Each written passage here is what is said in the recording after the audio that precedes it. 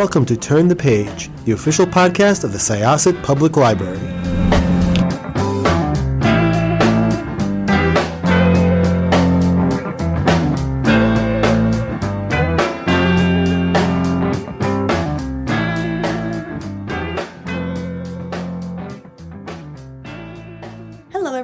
Welcome back to Turn the Page. I am one of your hosts today, Jen. Today I am joined by my illustrious colleague. Would you like to introduce yourself? My name is Jody. Oh, Jody, thank you for joining us. And today we are joined by the author of a riveting mystery filled with really interesting code breaking and ciphers. And it's a really immersive, interactive book. And we are so excited to chat. So welcome to the show. Could I ask you to introduce yourself and your book, please? Certainly. My name is K.A. Merson, and thank you very much for having me. The book is called The Language of the Birds. Comes out on May 13th from Ballantine Penguin Random House. It's a thriller, mystery, crime, sort of coming-of-age story featuring a 17-year-old female protagonist with, I think, somewhat of a unique perspective. So, amateur sleuth. I have so much to say about Arizona. I really, really love her. But before we get to the book itself, I always like to start with a question about your career and your journey to the book. So could you tell us a little bit about how you came into writing? And I'm really, curious in particular about the role played by a pack of malevolent boxer dogs. Yes, the malevolent is slightly tongue-in-cheek, but yeah, this is my debut novel, so my path to it has been circuitous, to say the least. So I wrote stories for fun as a child. I couldn't tell you what age, and I stopped for decades. I just didn't keep with it. And then, literally 4 or 5 decades later and several careers later, I decided to come back to it. So this particular book was about 8 years in the making. I started it in 2017. And, it took me about a year and a half, I guess, for the first draft, which is probably on the long side, but because of the puzzles involved, it's a little complex. And then since then, the whole process of looking for agents and revising the book and learning, how to be a better writer. So most of the last 8 years was really the latter part, just trying to make the book what I believed it could be. I thought I had the bones of a good story, but the first draft was pretty rough, admittedly, I guess, as they often are. And so I spent a good number of years just learning and editing and revising, and about 2 years ago, almost exactly 2 years ago, finally managed to get an offer of representation from an agent. And 6 months after that, we had sold the book, and then it takes about a year and a half for the book to come out from contract to publication. So there's a lot of codes and ciphers and stuff. My first question to you is, are you a cipher decoding god?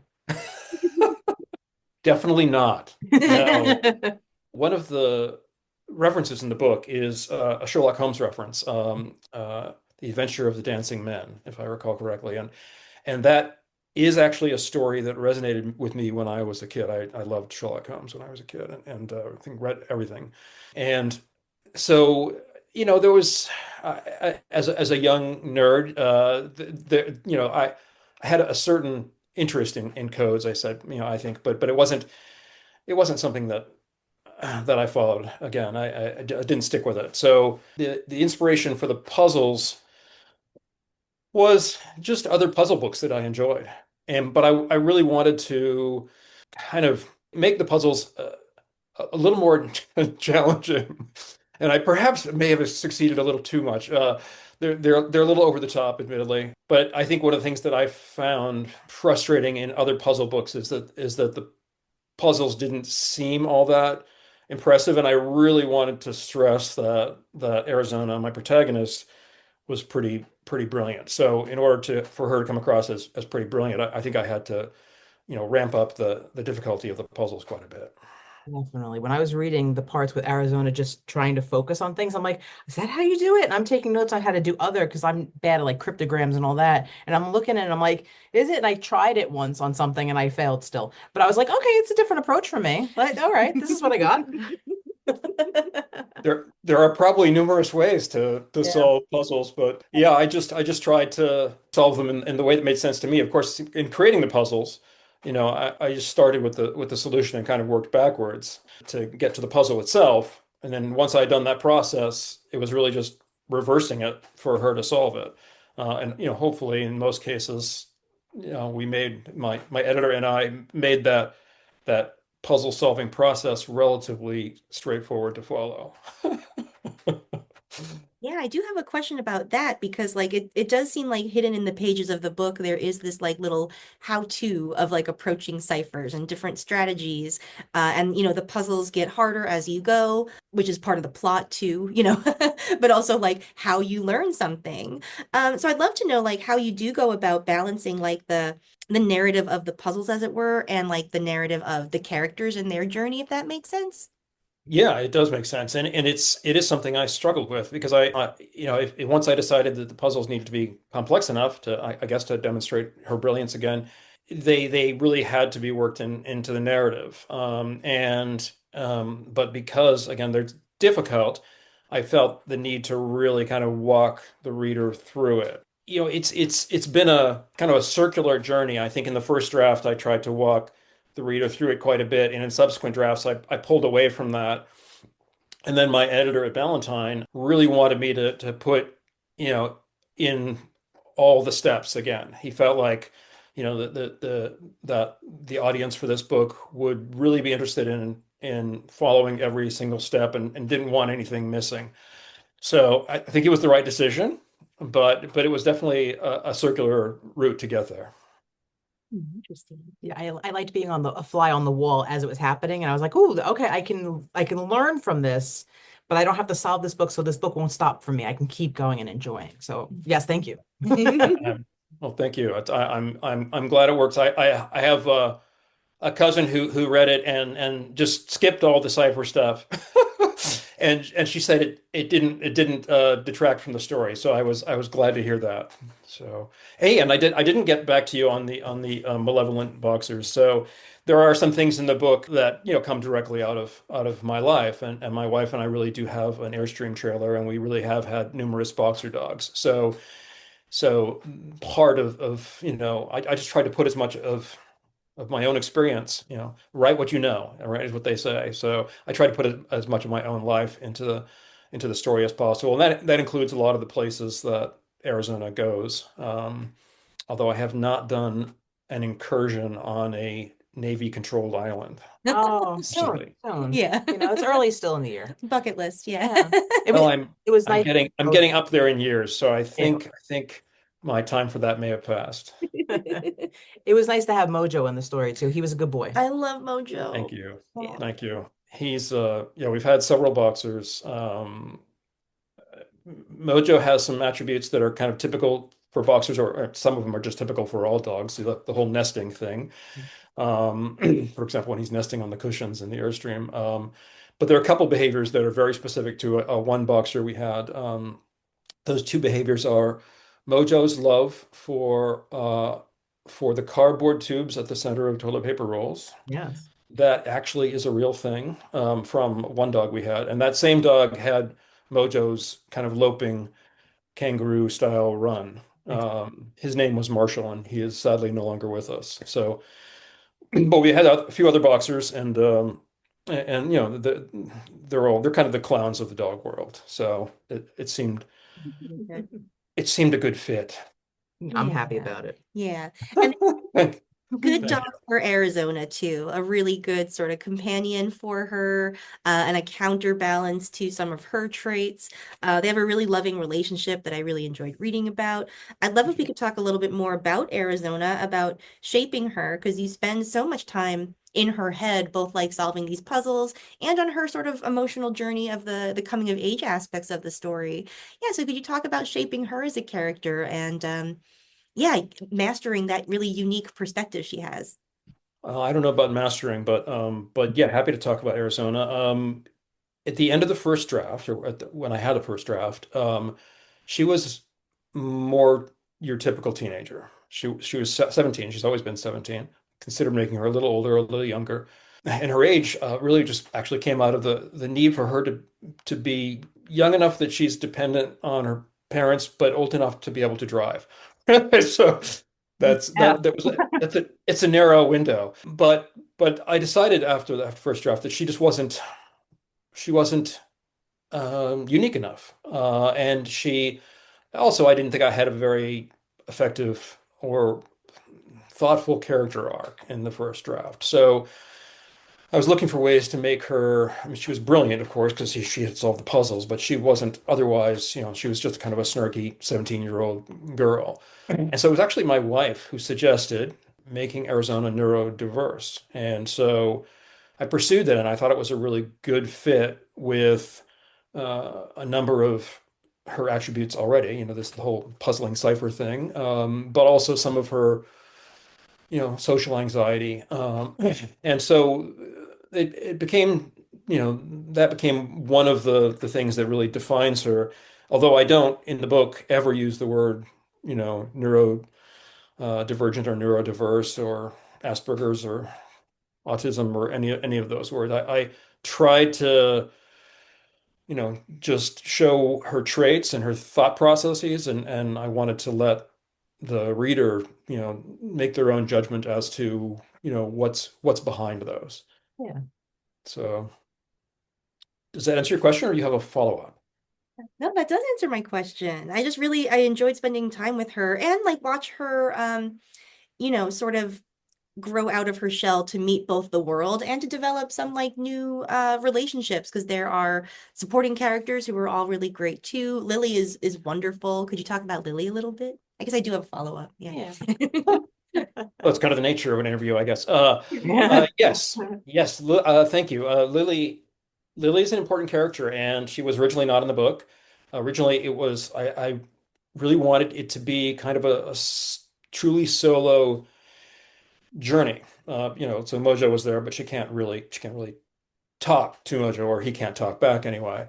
And that creates multiple problems from a narrative perspective. You really need ideally someone for supporting characters for the character to engage with, right? And so I thought about kind of multiple things. I thought about giving Arizona a little brother, and I settled on just this newfound friend, slightly, just 2 or 3 years older than Arizona, also kind of traveling on her own, and also with a slightly troubled past, and so that partly so that they could relate. But that really made a difference when I added Lily, and that was a relatively late addition. That was probably in the last year before I managed to get representation. It really made a difference. I think it really made Arizona's character arc, more understandable and pronounced. But it also, just gave us a lot more dialogue by adding a supporting character, and so not everything had to be in narrative form. I could rely on dialogue quite a bit more. So it was a significant improvement, and one I should have actually done considerably earlier. I took a creative writing course a number of years ago, and one of the instructors suggested that I add a supporting character for her to engage with, and I think it took me about 2 years after that to really let that advice sink in and make the change. I mean, Lily offered so much growth for Arizona, so it was nice. But no spoilers or anything. She worried me at first. She Yes. worried me at first. Oof. I Yes. was sitting on the edge of my seat at one point. Good, Yeah. good. That's nice to hear. Yeah, that is probably a good segue into like getting into like the central mystery a little bit, which we haven't quite touched yet. So Arizona's mother is missing.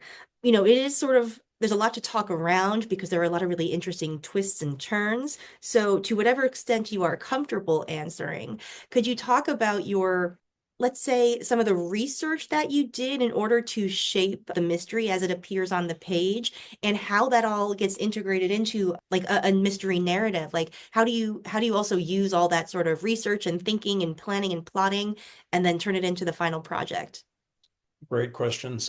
Yeah, I'll try to talk around it as best I can, but it's going to be difficult. So you may want to just little edit snippets out to not give things away. But there's I guess the place I started with is I used to be an engineer, and I'm married to an artist, and I really love the intersection of art and science. And that's integrated into this story in a couple of ways. One is there's some artwork kind of at the heart of the mystery, near the end, near the resolution, that is very sciency art, if you will, without saying anything more. And so once I discovered that, and in particular, I read a description of this artwork. The description of the artwork written by the artist was something that was a little out there, I guess I'd say, and it brought to mind some ancient mysticism, some dark secrets, if you will. And so that was the kind of the genesis for the mystery as it unravels. And then it was just working backward to, okay, what are the details? How do we get here?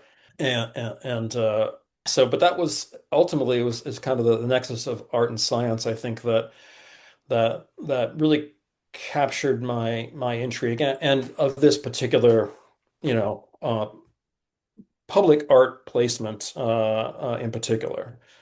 Um, does that answer your question? It does. Yeah, and I think like in addition to that, there's like a whole bibliography of literary references and like the introductions to each chapter with their little literary quotes. Did you do a lot of reading to generate those pieces, or were they collected over the years just from reading in areas you're interested in? More the former. Yes, I did a lot of reading. So both fiction and nonfiction. I'm a fan of Stephen King and his book on writing. If you're on writing, a memoir of the craft. One of the things that Stephen King says in there that's worth remembering is if you don't have time to read, you don't have the time or the tools to write. And so I try to read as much as I can, and I spend quite a bit of time reading. And when I'm writing, especially this book, but book two, which maybe we'll talk about a little bit too, it's still a work in progress, but it'll be of a similar vein. Obviously, I wanted to incorporate a lot of facts into the narrative to try to, I guess, create a question in the reader's mind as to whether or not, the whole conspiracy is, whether there's some truth to it. I do have a fascination for conspiracy theory, I guess you'd say, and I find it fascinating how we can create conspiracy theories out of a few facts, or in many cases, almost no facts.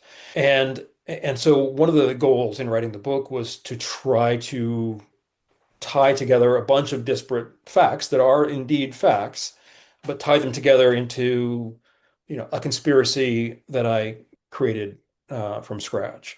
So it involved a lot of reading. So a lot of nonfiction reading in particular, on the dark mystical stuff that I hinted at, but also on some characters. There's a kind of a prominent, well, I can say, I think a former president who's involved in the book, and had to read a bunch on him. And but then, yes, I incorporated a lot of literary references that are also just meaningful to me, and I thought fit well with Arizona's character. I am a fan of a lot of kind of what I would consider, I guess it would be, 19th and early 20th century fiction.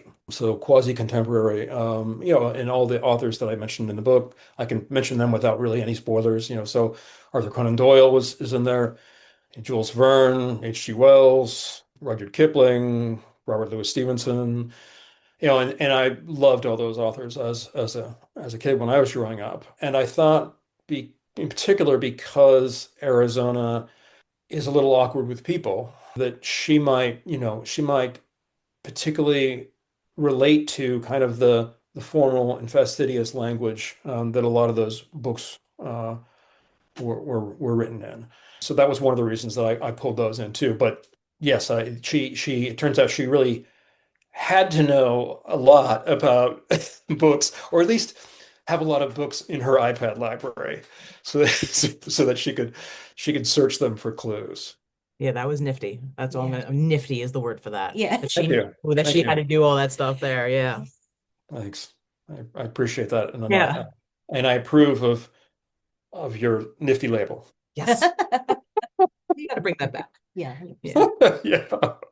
So you have kind of touched on it already, but what came to me last night as I was trying to figure out some questions for us to talk about was which came first, the story or the puzzle? And forget about the chicken and the egg. It's like, did you have all this stuff about this former president that you heard and this and over the years was like, huh? Or did you come up with it like, I want this story about a girl having to save blah, blah, blah, blah, blah, you know? More of the latter. So for me anyway, and I assume this is true for a lot of writers, a novel doesn't spring from a single source, right? To use an analogy, it's more like the delta of a river, right? So lots of things have come together to create the novel in the end. So one source for this was just the idea of writing kind of a contemporary Nancy Drew story, so or this young woman is solving mysteries. And in this particular case, a young woman or young girl, I guess, who is traveling full time with her parents in an Airstream trailer around the Western United States. And so my wife and my wife's an artist, as I mentioned. So, I thought, oh, I could write this, basically children's story, middle grade, whatever you want to call it. And my wife could illustrate it. Oh, that'll be fun. So that was one of the inspirations for this. And I sat down and started writing. And pretty quickly, it became apparent that I wasn't writing for middle grade. So it became apparent to me. And so, the rest, as they say, is history. But I wanted to make it, I wanted to read a book that pardon me, I wanted to write a book that I really wanted to read. So I wrote a book for myself and for my wife that I thought we would both like. And so it had to be a little more complex and had to have a little bit of darkness in it. And so the that inception of you know a young girl solving a mystery was really the genesis. But then the question becomes, yes, what is the mystery? What is she actually going to solve, and what are the circumstances under which she's solving it? And so one of the first things I decided is, okay, she has to be on her own. And so, mom has to go away. So mom goes away. So, but then the mechanics of the mystery and the puzzles, yeah, all came later. And those flowed from the specifics of the puzzle inspiration that I already spoke about, relating to art at this particular place, which also relates to that particular president. Yeah, that guy. That's awesome. Yeah. The other, if this is too much of a spoiler, I'll absolutely cut it. But, to speak to your point about it being for an adult audience, like one of my favorite parts of Arizona's journey was her growth to love using the F word. Like she really grows into like cursing, and I'm like, yeah, girl, like Get it out. yeah. Well, thank you. I'm glad you enjoyed that. I enjoyed adding that. So again, in the first draft, she was snarky 17-year-old, so probably dropping the F-bomb all the time. But sometime I backed away from that, but that gave me a great opportunity to make that transition, right? To have her go from being somewhat reserved with her language to really embracing it. And that was pretty fun. I actually made a little inventory of swear words, and it's like, okay, do I need more swear words here at the midpoint, or but in the beginning we can't have too many. And so yeah, it was kind of a fun little analytical exercise of just sprinkling in enough per chapter or per part.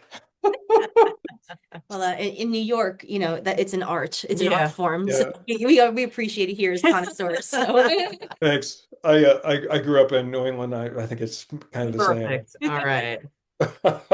same. What's book two, if you can tell us more about that? I can't really tell you much about it. It's a very similar vein. So I'm fortunate enough to have a 2-book contract. So book two will be very similar. It's not a sequel though, and it is still very much a work in progress. So it's similar in that It's, another mystery, involves, some crime. It also involves a fair amount of, history, as does Language of the Birds, and also takes place mostly in California. I can say that, as does the first book. And I think that's all I will say at this time. Will there be a puzzle aspect as well? It's okay. Yes. Well, then. Yes, yes. Okay.